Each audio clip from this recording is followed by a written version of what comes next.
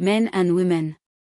Long ago, in the days when the earth was young, men and women lived apart. The men lived in villages deep in the forest, where they hunted wild animals and made tools from stone and wood. The women lived near rivers and open fields, where they gathered fruits, grew plants, and cared for their homes. Both groups were strong and skilled in their own ways, and they met only once a year, during the sacred mating season. Each year, during the time of great rains, the men would journey to the women's villages.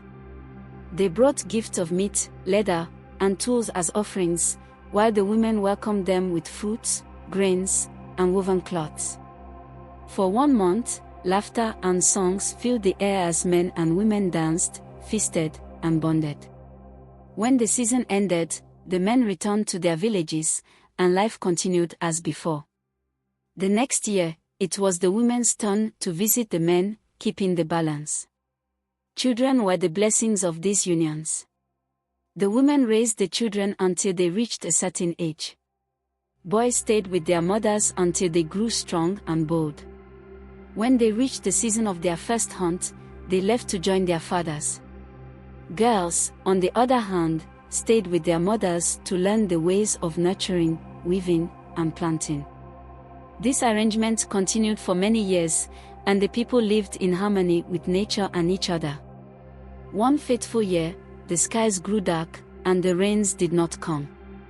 The rivers dried up, and the animals fled deep into the wilderness. Crops withered in the fields, and hunger spread through both villages. The women struggled to find enough food, while the men found it harder to hunt without water to attract prey. Life became harsh and uncertain. The sacred mating season came, but this time, there was no celebration. The men and women met under the dry, cracked sky, their faces heavy with worry. "We cannot go on like this," said Shizi, a wise elder from the men's village. "The land is changing, and we must change with it." Nondi, the leader of the women, nodded. "We are strong, but alone, we are struggling. Perhaps it is time to live as one people, not two." At first, there was hesitation. The men feared losing their freedom in the forest, and the women worried about their peace by the rivers. But hunger and hardship left no room for pride.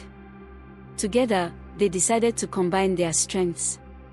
The men brought their tools and hunting skills to the women's fertile lands, and the women taught the men how to grow food and weave shelters.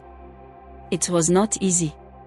The men and women had to learn to live with one another's differences. The men, who were used to silence in the hunt, found the women's chatter strange but comforting. The women, who valued cooperation, learned to appreciate the men's bravery and determination. They began to share not only their skills but also their fears, dreams, and laughter. When children were born, they were no longer separated by age or gender. Mothers and fathers worked together to teach their sons and daughters.